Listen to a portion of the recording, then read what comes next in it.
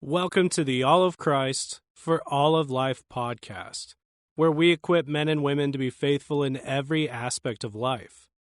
This week, you will hear Douglas Wilson's talk, Loving Your Teenager, from our audio collection titled Shepherding Young People. If you enjoy this talk, make sure to check out the rest of them at canonpress.com, as well as Douglas Wilson's Why Children Matter. As I mentioned a minute ago, we're going to be talking tonight about loving your teenager. That is not one subject in a series of many. When you spend time loving your teenager, when you learn how to love them, or learn how you've loved your child all along, but when you learn how to apply that love differently as the situation changes, that provides a context for doing everything else. I want to have us look at two passages that I have at the top of the outline here, Ephesians 6:4 and Colossians 3:21, which provide us with the negative side of this, or what it looks like when you're not doing it. Okay? And you, fathers, do not provoke your children to wrath, but bring them up in the training and the admonition of the Lord. And in Colossians, it doesn't tell us what the provocation is to. It's implied. I think that it's safe to say, rather, that it's what is listed in Ephesians. But fathers, do not provoke your children, lest they become discouraged. So in the one case, provocation leads to wrath, and in the other case, provocation leads to discouragement. And in neither case is the attitude one of love. Now, we're going to talk about why this is necessary to think about separately when you're dealing with teenagers in a moment. But before we go on to that, I want to emphasize or re-emphasize something, and that is the second greatest commandment is that you love your neighbor as yourself.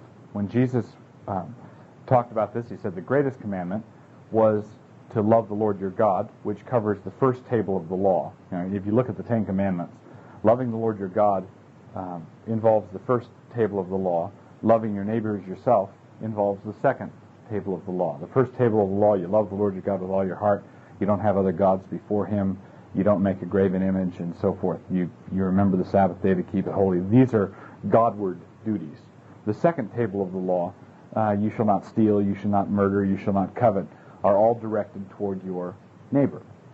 Okay, now, one of the things that's important to remember or keep in mind all the time is that your children are your neighbors. Right? Your children are included in this duty of loving the Lord your God with everything you have. Now, when the fellow tried to get off the hook, when Jesus said, well, do this and you'll live, he said, well, who is my neighbor? Trying to get away from it. Well, there's some people who are my neighbor and some people aren't my neighbor. Jesus answered that question with the parable of the Good Samaritan, and the point of the Good Samaritan is your neighbor is the person that God has put in front of you. Okay, the fellow by the side of the road is your neighbor. You've never met him before, but he's your neighbor. If he's a Samaritan, he's your neighbor, if God has placed him in your path.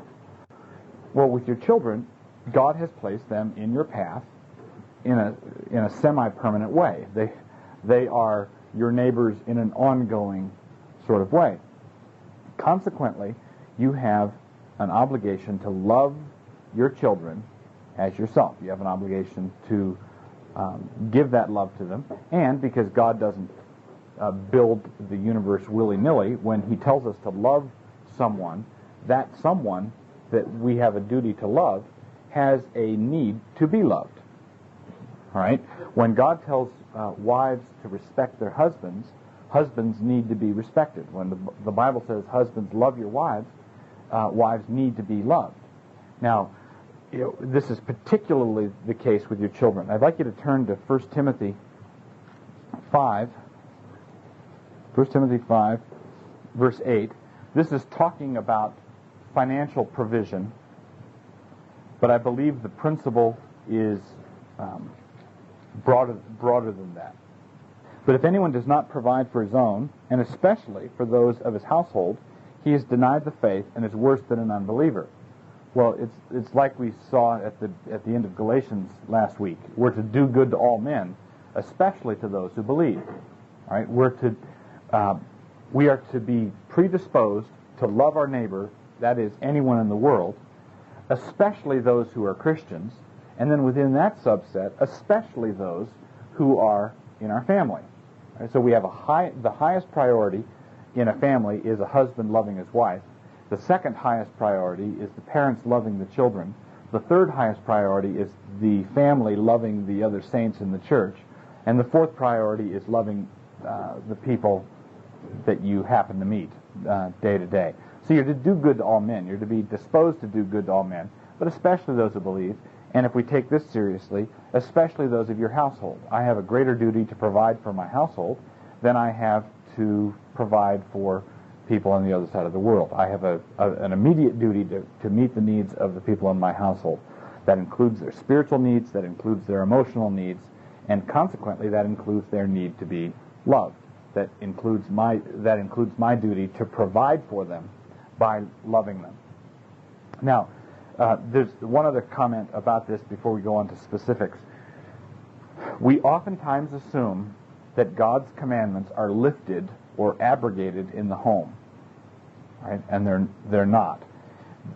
Obedience and disobedience is not the same thing as having an untidy living room. It is perfectly acceptable to have an untidy living room, and then when you see someone coming up the walk, run around like crazy and straighten it up, because you don't want outsiders to see it like that.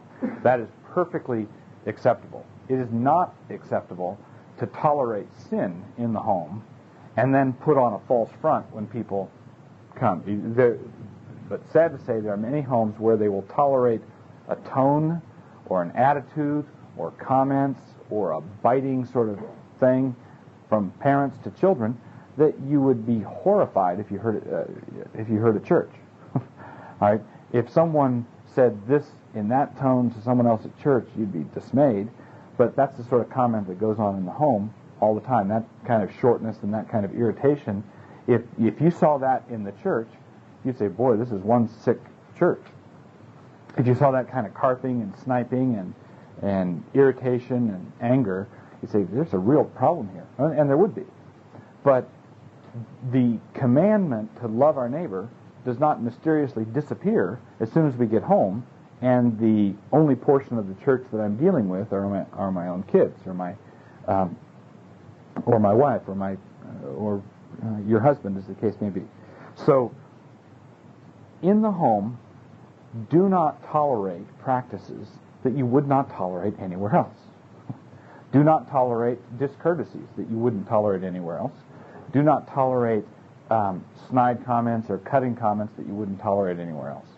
Because the commandment to love your neighbor is as applicable there as it is anywhere else. And if you do anything with regard to a change, it ought to be more courteous. It ought to be more deferential. It ought to involve more thoughtfulness, because in the day-to-day living in the home, there are apt to be more bumps and rubbing people wrong and so forth. So you want to make sure that you don't have two moral standards, one for public consumption and one for domestic consumption. Now, if you sin in this way in the home, and you make, what do? Well, you make restitution in the home. You say, well, how do I know if I'm just being a hypocrite and putting on a smile when someone comes in, or if I'm really fixing it? You're really fixing it if you make restitution in the home. If you sin against one of your kids by how you speak to them, you should apologize to them as you would anybody else in the world. Why? Because they're your neighbor, right? Because they're your brother or sister in Christ. You treat them with the dignity that is due a fellow Christian, assuming that they're Christians, which with this collection of people, most of them, if not all of them, are Christians. So you treat them with the dignity due to a fellow brother and sister in Christ, and you treat them as a neighbor. So you discharge your obligation to love them, and you do not tolerate in yourself any moral laxity by excusing it through the excuse, oh, it's my kids, they understand, right? Well, it doesn't matter if they understand. The question, because they're not the standard. The question is, does God understand? Does God say, well, it's all right to be irritated in this situation? You know, after all, you're at home. Or it's all right to be annoyed or angry or whatever. It's just never all right. And it's never all right because they're your neighbor, and they're your brother and sister, and they ought to be treated a certain way. Okay? So you must begin by recognizing your obligation to love your teenager, and by, I need to define love here. Love is treating them lawfully from the heart. That is what love is. Love is not having an emotional rush, because that comes easily for parents. Right? Parents can go in and watch their kids when they're sleeping and be filled with tender feelings. Say, "Oh, isn't he sweet?" You know.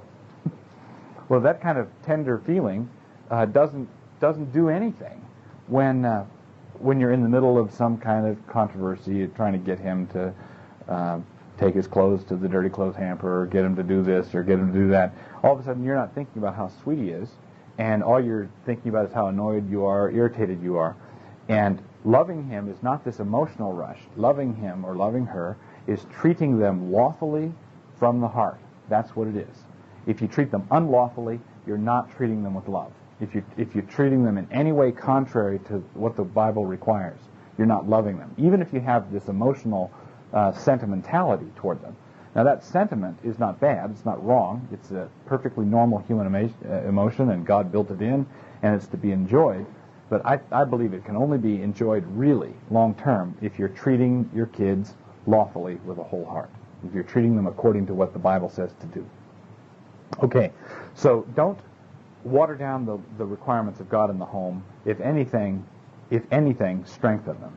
Okay, if anything, strengthen them. All right, let's go on and talk about some of the obstacles that come up with regard to loving teenagers. Some of the pitfalls, some of the temptations that are associated with loving teenagers. I'm certain that I don't have an exhaustive list here or anything close to it, but I want to go through these, and also when we're done, I'll turn the tape recorder off and we can have a question and answer session if appropriate. The first thing, teenagers, unlike infants and young children, are not lovable. Okay, they're not nearly as cute as they were when they were 2 or 1.5. Little children, infants, babies, need to have love and affection showered on them. They need to have it poured on them, and it's almost as though God has ensured that just about anybody will get a minimum amount by making babies cute. Right? So it's easy for babies and toddlers and infants to receive lots and lots of affection, even from non-Christians, because Jesus points out that non-Christians love, the way he puts it is non-Christians love those who love them. Right?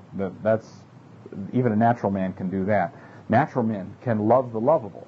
Right? So non-Christians can go to a baby shower and say, "Oh, isn't the baby cute?" It doesn't matter if you're with a crowd of Christians or not. There's going to be a natural warmth or a tenderness toward little ones. Okay? Teenagers don't have that same advantage. Right? It's not, different kids lose it at different at different ages, but they can be awkward, they can be gangly, they can be clumsy, they can be irresponsible, they can do all sorts of things that don't endear you to them in the flesh. All right? Now, when they're little, you can love them in the flesh, and in a non-Christian home, a child could grow up with a certain minimum of emotional security because of that kind of affection that was poured on them when they were young, when they naturally attracted it. Teenagers don't necessarily naturally attract that, and consequently, in many homes, they don't get it. Right? And they don't get it because the parents are loving their children not by the grace of God, but are loving their children in the flesh. Right? They're loving their children the way non-Christians would. If the child's lovable, then I'll respond with love.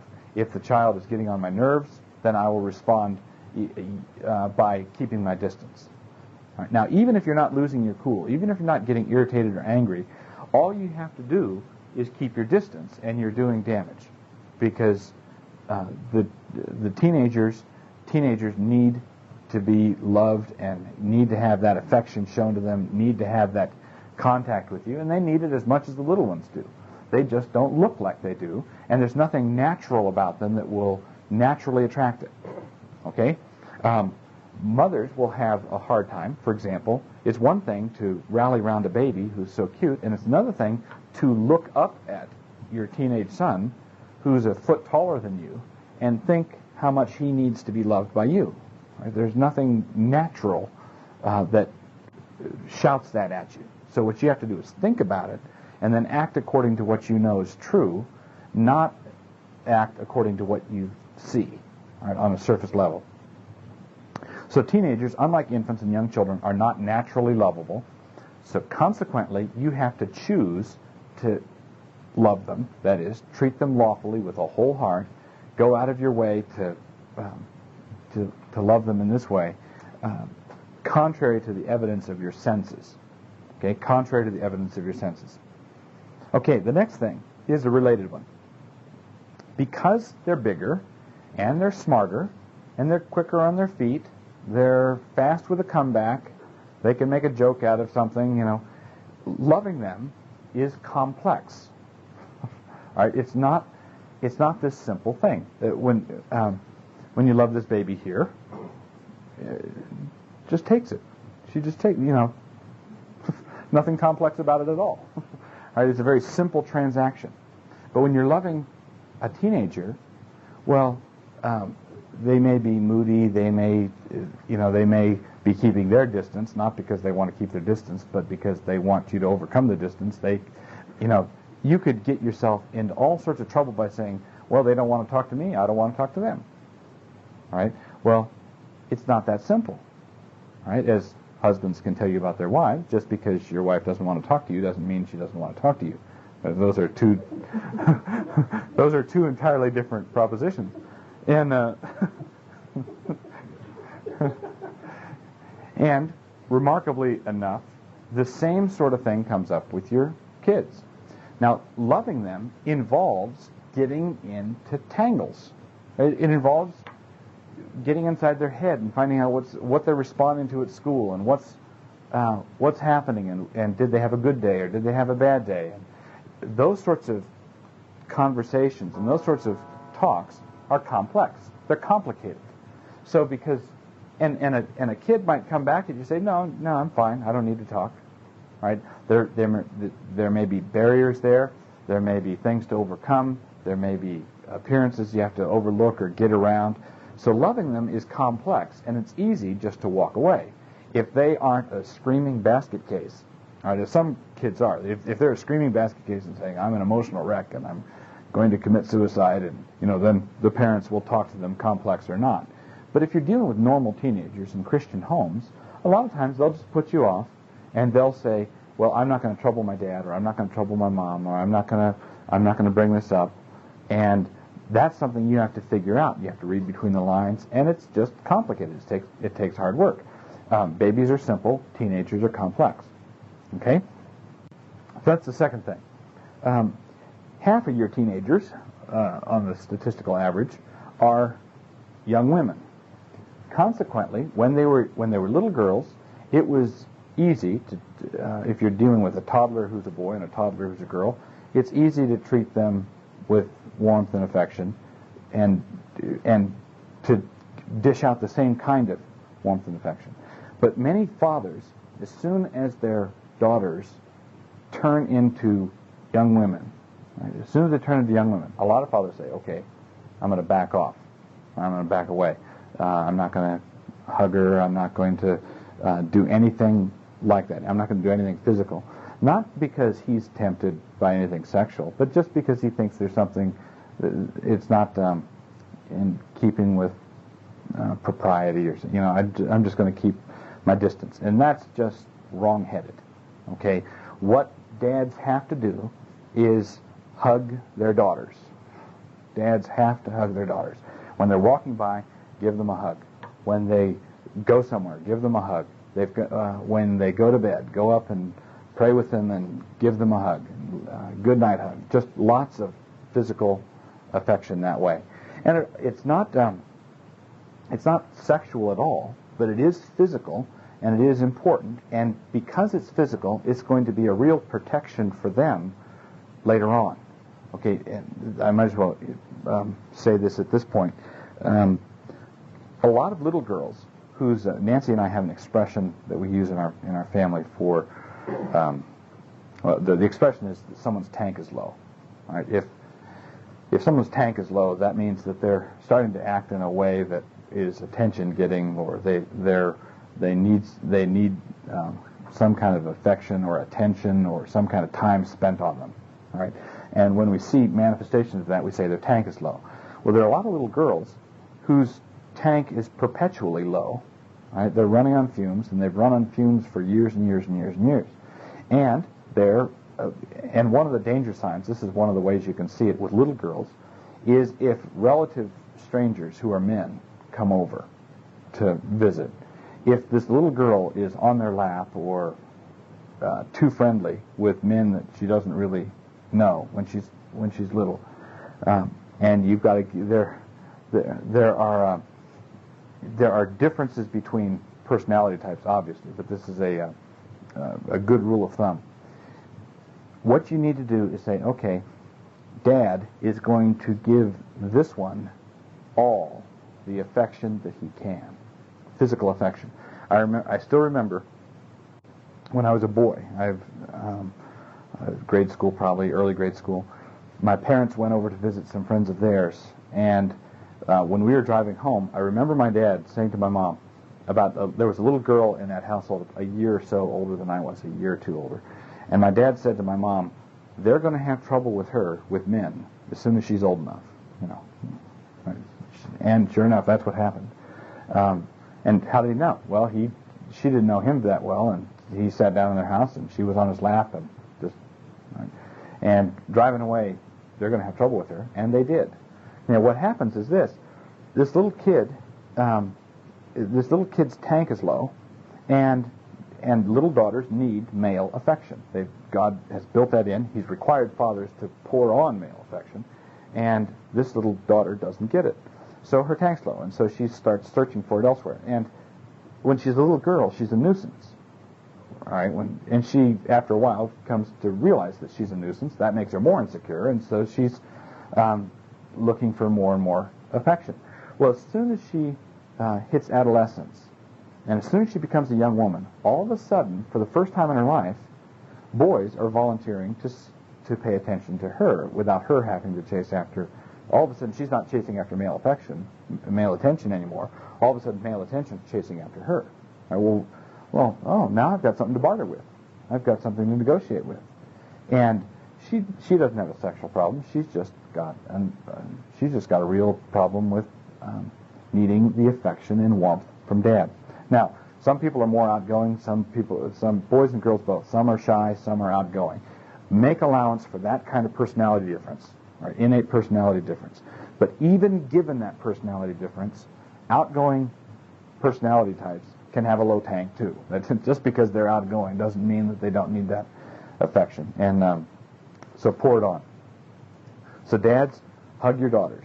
Just lots of affection. And do that as a constant general rule, and then monitor how much you give out. In other words, be willing to up it if there's any manifestation of attention-getting behavior and that sort of thing.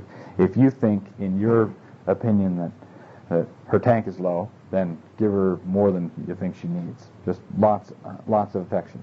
Now,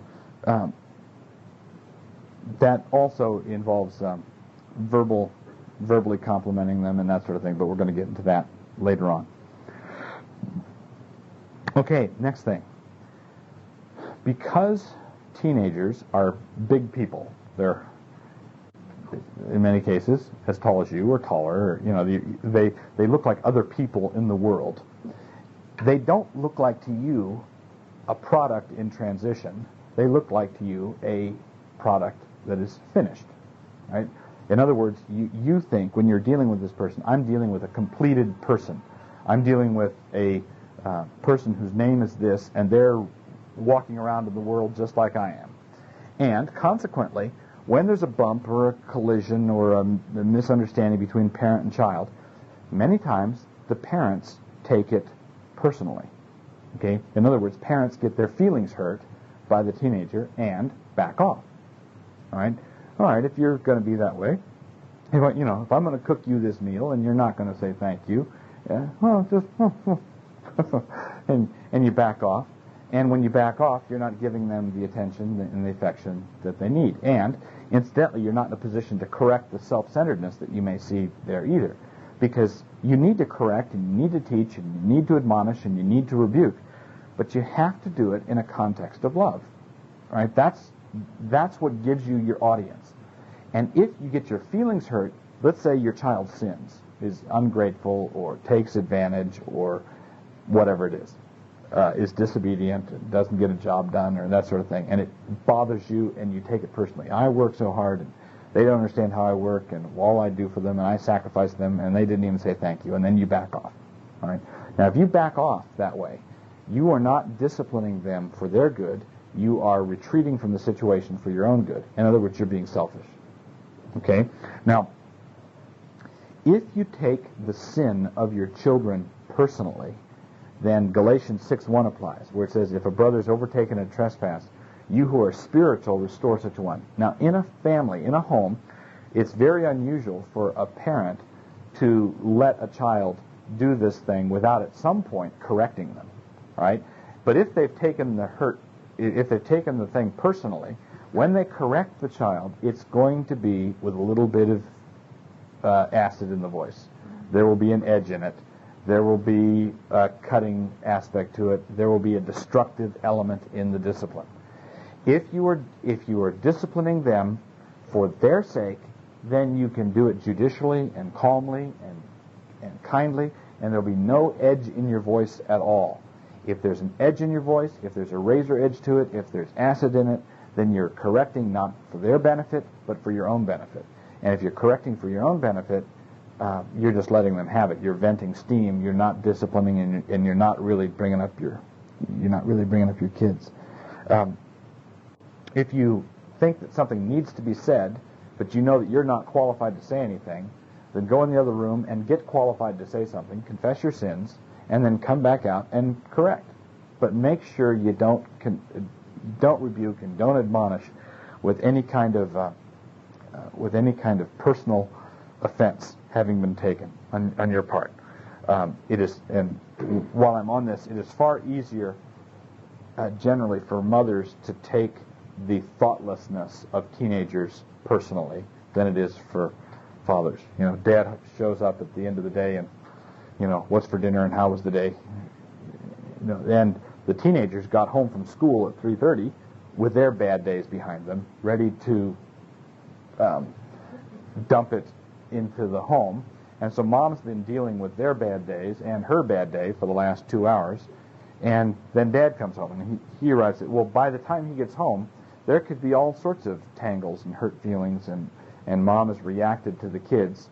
And the kids need to be taught to help her out or respect her or, whatever it is they need to do. And that needs to happen. But it can't happen if mom's been out of shape. If mom's been out of shape, it's the thoughtlessness of, and this is another optical illusion. Your kids look like they're adults or almost adults. They look like responsible young people. In some of your cases, you look at them and say, they could go up to U of I and pass for a college student, and they could get by, and so you say they ought to know better, and yeah, fine, they ought to know better, but you ought to know better too. You can't react that way. You're responsible to keep your own heart clean, and if you keep it clean, then you're in a position to correct that which needs to be corrected. And this is something I mentioned in church on Sunday. When you feel like correcting them, you're not qualified. And when you're qualified to correct them, you don't feel like it, and that's when you must. Right? So when Dad's sitting there reading the paper, doing whatever he's doing, and his wife comes to him and says, so-and-so did thus and such. And he doesn't have a personal element in it. He doesn't have an axe to grind. He just wants to read the paper, and he said, I've got to go discipline them for this. It's something I got to do. Well, he's qualified to discipline. because he's not into it. Right? He's qualified. He's just the person for the job.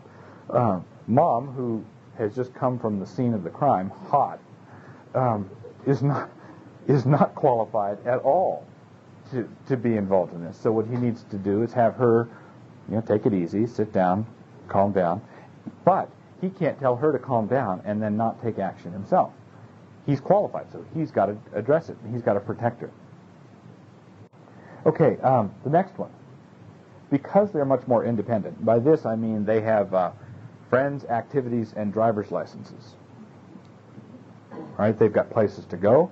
They'll say, oh, I'd like to go over so-and-so's and study, and there's a get-together here, and there's a get-together there, and a lot of times teenagers will look, just by looking at their schedule, they will look like they don't need you. All right? When they were little, when they were toddlers, they needed you if they were going to go to the bathroom, and they needed you if they're going to get a drink, and they needed you if they're going to do this. Anything they were going to do, they needed you. And now they can drive all over the place and go all over the place, and you let them go downtown, and they're doing all these things on their own, and they look like they don't need you. Right? And that's just simply false. That's another one of those optical illusions. It's an optical illusion. They may even buy into the optical illusion. Right? But it's important because it looks like to them that they're really independent, and they're really not. What you have to do is realize that what the appearance that they present, both to you and to them, is not correct, and they need to be loved in this way. When your daughter walks by, you need to give her a hug just for nothing, whether or not it looks like she needs it. Right? And if you're saying, well, my kids want to go to this party, and they want to go to that, and they want to go to the other, and they're not saying, can I spend some time at home? That's not coming into their heads, because they are not at the point where their needs that your children are not, and this is, I don't know how to put this. I don't want to say that they're being dishonest with you, but your children are not telling you everything that's in their head. Okay? You can just count on that. They're not telling you everything that occurs to them. They're not telling you everything that they're afraid of. They're not telling you everything that they're worried about. They're just not telling you those things. Okay? Now, you don't need to find out about those things to minister to them. Right? You just assume that they're there. Okay? And you don't have to talk about it to minister to them in that need. You don't have to talk about the details of it, because if you remember correctly, the sorts of fears and insecurities that you go through when you're that age are not generally grounded in a whole lot of reality. All right? So lots of times you don't really have a problem to solve. What you have is an emotional response to deal with. Okay, and they could come home all distressed about this or about that, and whatever it was doesn't really matter. What you want to do is minister to them in such a way that it deals with that problem without you finding out what it is. Okay? All you need to know is that there's an infection, and give them penicillin. There's all sorts of things that penicillin will get. You just need to make sure that they're getting regular, massive doses of it. So don't believe what they say. Don't believe how they act. Little boys will act in a macho sort of way. I'm going to work on seeing how far I can go in being sick or being hurt without showing it. That's the sort of thing they're driving at. So don't expect them to break down and tell you all about it. Sometimes that might happen, but that's just not going to be the case. A lot of times you'll see teenagers say things like this. Here's a standard example. Let's say you tell them something that you know they don't know, and they say, I knew that. Yeah, or I know. Now you could go to the carpet with them on it and say, no, you don't. I know you don't know this. And what they're doing is they're trying to get ahead of the curve. Information's coming at me in a rapid sort of way. I'm growing up. My body's changing. My head is changing. Everything is changing, and people are telling me these new things, and I'm desperately trying to keep up. So I know things. I know. Because you don't want to say I don't know, because the teenager doesn't want to sit down and say, Father, you're so wise, would you please tell me how the world works? Now, I think it is important that teenagers respect their parents, and we're going to cover that in the future, but I think it is wrong-headed to expect that respect, to expect the respect to look the way it does in other situations. Okay, it is, for example, I've been in situations where I've been talking with the kids, with my kids, at the dinner table and having a discussion about something or other. And let's say I'm debating something with Becca. She's saying, well, this is not fair, or that's not fair. And I'm having this discussion, and I'm pointing things out. And she's discussing with me, and I know that she is arguing with me and filing all my answers away. And if she got in that same discussion with somebody else down the road, she would be on my side. Okay? But so the respect is there, that she's being taught, she's taking it in, she's filing it away, she's using it, but oftentimes you'll see kids picking up information from you or teaching from you sort of almost on the sly, talking with you about something and just sort of picking up information without having to ask you directly for it. And what's going on? Why don't they just ask? Well, because they're not mature enough to admit ignorance. All right, that sort of thing is a mark of maturity. When you admit that you don't know certain things, or that you've failed in certain things, or you're not good at certain things, that's a mark of maturity.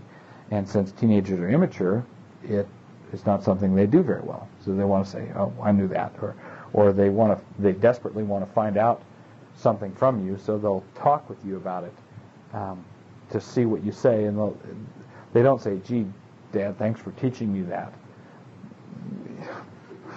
That just isn't going to happen. Okay, so expect them to hide how much they don't know. Expect them, and I'm not saying that this is not something that is deliberate deception. I don't think I'm not excusing deceptiveness or lying on the part of Christian teenagers. I don't think we ought to have different standards of morality. I don't think this is something that they are necessarily aware of. Some may be, but many times they're just flat insecure, and they don't know what makes them tick, and they don't know why they respond the way they do, and so forth. So they're hiding it effectively, and they're young enough to be immature, and you should be mature enough not to be fooled by the appearance. Okay? Now, let me summarize this aspect of it, and we'll probably summarize all the stuff I've covered thus far, or most of it.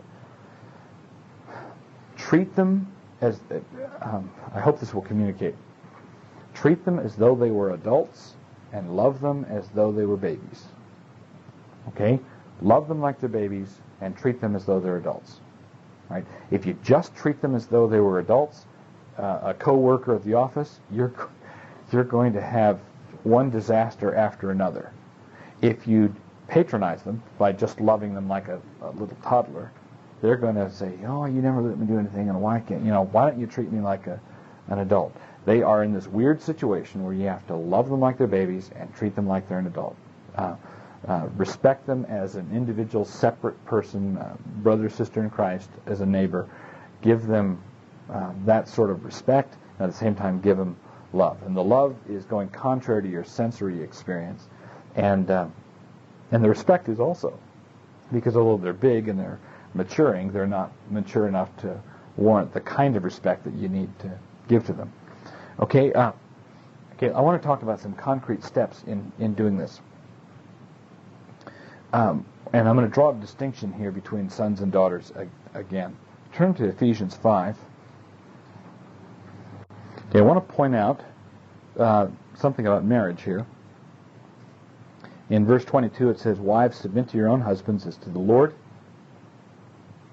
For the husband is the head of the wife, as also Christ is the head of the church, and he is the Savior of the body. Therefore, just as the church is subject to Christ, so let the wives be to their own husbands in everything. Husbands, love your wives, just as Christ also loved the church and gave himself for it. And then verse 33, nevertheless, let each one of you in particular so love his own wife as himself, and let the wife see that she respects her husband. I don't know that there's anything that I care more about with regard to my kids growing up than who they marry. Okay, I can't think of a single thing that I care more about. And many other things that other parents care about are not major considerations at all to me. I don't. If Nathan goes in the Navy or whatever he wants to do that way, if he's walking with the Lord, it's fine. If he wants to, that sort of career choice is not the big thing to me. But it matters a whole lot to me what kind of woman he marries, and it matters even more to me what kind of men my daughters marry. Okay, that is something that is on the scale of things, is up there at a 10.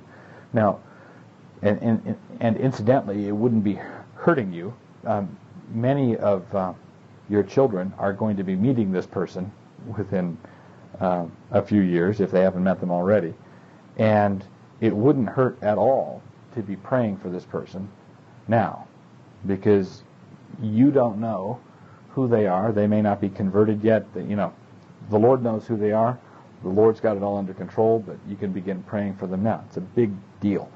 Well, since that's the thing of greatest import that's coming up, who they marry, what kind of person they marry, the most important thing you can do now is preparing them for the right kind of marriage.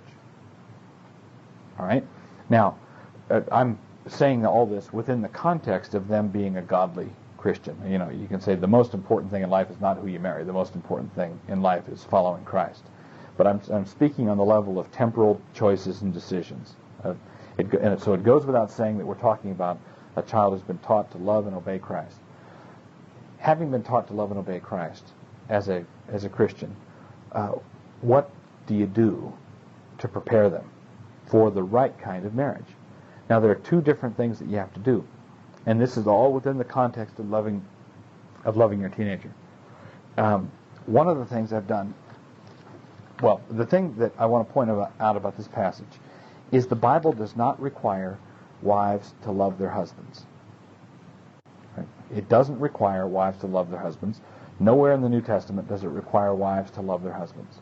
In Titus, it says the older women are to teach the younger women to be husband lovers, but the word is for lover comes from the word phileo, which means brotherly affection, warm affection. And I would translate that, teach the older women to have the older women teach the younger women to be into husbands and into kids, to teach them to be domestic. Here, husbands are required to love their wives self-sacrificially, and wives are not commanded to love their husbands at all. They're commanded to respect them, submit to them. Okay? Now, there are two sides to this. One of them I'm just going to mention tonight, and we're going to develop in future weeks, because here are the two sides. Your son needs to be, in his marriage, your son needs to be respected by his wife, whoever she is. In other words, he needs to marry the kind of woman who will look up to, honor him, look up to him, honor him, and respect him. Now, conversely, he needs to be taught how to love her. All right, that's what we're going to talk about in future weeks. Your daughter needs to marry a man who will love her. Okay? She needs to be loved. Consequently, you want to prepare for that. Conversely, the other side of that we'll talk about in future weeks is she needs to learn how to respect her husband. Okay? Now, your duty as a parent is to teach your sons how to love and your daughters how to respect. All right? That's future weeks. But you also want to get them used to being respected and being loved. All right? You want them addicted to a certain standard of living. All right? All right, you see what I'm driving at? You don't want your daughters to be settling for anything. And why would they settle for anything? Well, because it's not that much different than when I got it. I'm used to this sort of standard of living. There's not much here, and it doesn't matter if I move over there. No, what you want to do is you want to set a really high standard. Okay? Now, By this, I mean respect your sons. Okay? That's odd, but how do you look up to someone that you used to, now this is a perennial temptation. Jesus, I think, pointed to it when he said a prophet is without honor in his own country. Well, why is that? Well, we remember you when you were in short pants. You used to run around here playing stickball. Don't come in here and tell us what the Word of God is. That sort of thing. When you used to change the diapers, it's hard for many people to respect. Okay? But your sons need to get used to being respected. Okay? Because you want them to be attracted to a woman who will respect them. Right? And you want them used to that. In the same way, you want your daughters to live in an environment of love so that they won't even think about a guy who can't supply that. All right? So what you're doing is you're loving your daughters and you're respecting your sons. There's the other element that we'll develop later, but I said I forget which one of the girls, or maybe both of them.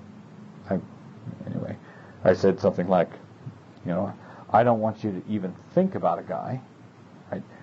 You can bring anybody home you want, but I don't want you to think about them unless you respect them more than me. Okay? If you respect them more than me, then give it a shot. But I don't even want you to think about it otherwise. Now, I believe that God has built the world in such a way that that's not a hard thing to have happen at all. Okay, I think this is how God built the world to function. It's not this weird, quirky thing that I'm doing. I believe this is what God wants parents to do. He wants fathers to teach their daughters how much they're loved, and so that they get a man who loves them and a man that they can respect, and a father who teaches their sons that they are respected and who teaches his son how to love his wife, although he doesn't know who she is yet. Now, so here, when you're pouring on this, affection and love, it has different manifestations. Loving your sons is different than loving your daughters, and love is the sort of virtue that carries all sorts of other virtues with it. So you want your sons to be secure in a certain standard of living because you've looked up to them. You want your daughters to be emotionally secure because you've protected them and you've given that sort of constant environment that they need. One other thing, in developing this thought of looking up to someone you've looked down on for so long, how do you do things like that? Well, one of the things is you express it. There is no such thing as invisible respect. There's no such thing as invisible honor. If you were in the military and walked by an officer without saluting him and the officer called you on it, you couldn't say, well, sir, I respect you in my heart, or I admire your abilities from afar. He would say, yes, but you didn't salute me. Right? There's no such thing as invisible honor. There's no such thing as invisible respect. And you may say you love your kids. That just goes back to having this warm feeling in your heart. Well, when God tells you to love or to respect, He's not asking you about the emotional condition of your heart. He wants to know how your behavior is different with regard to them. So if you're respecting your sons, that's something you verbalize. Okay, now, this is something that is important in marriage relationships. It's also important with parents to sons and parents to daughters. Men are oriented to abilities and achievements, okay, and women are oriented to relationships. Okay, a woman, to be secure and to feel loved, wants to be confident in the health of the relationship. Right? How are we doing? Right? And this is true of fathers and mothers to daughters, and it's true of wives to husbands. What's the state of the relationship? And sons want to know, how did I do? Okay? What did I achieve? Did you see how far I hit it?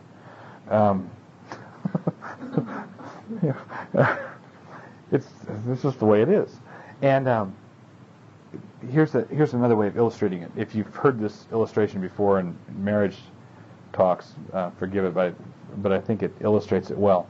If you look at a man's novel written by a man for men, doesn't matter if it's the Iliad or Louis L'Amour Western, it follows the same pattern. And if you look at a novel written by a woman for women, it doesn't matter if it's great literature or not, Pride or Prejudice or something out of a supermarket, it follows the same pattern. And what is that? The novel by a man for men, what's it about? Well, it's about gold, or the water rights, or the war, or the battle, or getting the ranch back, or getting the cattle back. It's oriented to abilities. How fast a draw is he? How tough a fighter is he? All these things. And achievements. Does he get the gold back? Does he get the, right? And when the woman enters the picture, she will enter the picture from the side, sort of a plucky rancher's daughter who helps him get the gold back or the water back or whatever it is. She helps him get the job done. In the woman's novel, what is the plot of the book? The relationship is the plot of the book. First she likes him, then she doesn't like him, and then she likes him again, and we're all done. And it's time for another one. and the woman is looking at the guy and saying, what, another war? Another gunfight? Another, it's all the same. Well, now what's happening here is men are oriented to abilities, their abilities and achievements, and women are oriented toward relationship. Right? So what do? With your daughters, you make them secure in the constancy of the relationship. You tell your daughters things like, I'm really glad the Lord gave you to us. I'm really, you tell them how glad you are for the relationship, right? You affirm them in the relationship. I'm glad you're my daughter. And this goes with the hugs and the affection. You're just affirming the relationship. With daughters, you affirm the relationship over and over. And that's not information, it's food. There's a difference between information and food. And I love you and I'm always going to be here is not information, it's food. If I asked you to go to lunch, you wouldn't say, well, no thanks, I know what a hamburger tastes like. Well, you do. But that doesn't keep you from being hungry. And a daughter, or a wife for that matter, can know beyond a shadow of a doubt that her husband loves her, or father loves her, and can know beyond and can remember exactly what it felt like when he told her last time, 5 years ago or whatever it was. And she knows it's true, and she knows that he loves her. But it's not information we're talking about. It's food we're talking about. So what you need to be doing with your wife, you need to be doing with your daughters, giving them that kind of food. And then conversely, what you need to do with your sons is you need to give them respect and praise and honor. Now, it's not information. It's food. Same with the boy as it is with the girl. It's just different kinds of food. They operate on a different basis. Okay? Thanks for listening to this week's edition of the All of Christ for All of Life podcast. That was Douglas Wilson's talk from our audio collection titled Shepherding Young People. Go find that talk and the rest at canonpress.com.